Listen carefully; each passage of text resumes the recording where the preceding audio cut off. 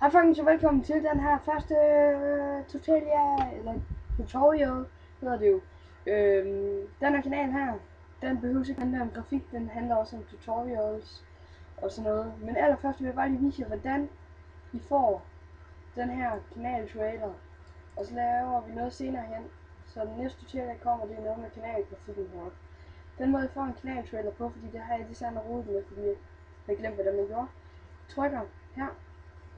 Nu se, om vi zoomer ind på det. Kan vi ikke. Jeg trykker simpelthen på den der. Se skift, altså det er der så selvfølgelig ikke med mig, men hvis I så trykker skift, eller jeg kan ikke huske, hvad den hedder ved jer. Nu fucker de lige lidt op her. Det var forkert, det der jeg trykkede på.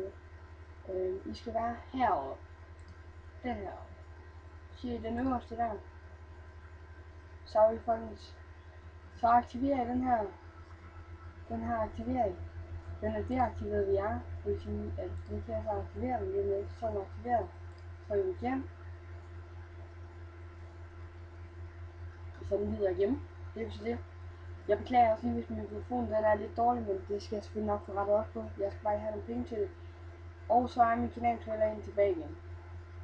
Så tusind tak fordi I så med, og så ses vi bare i den næste tutorial. Hej hej.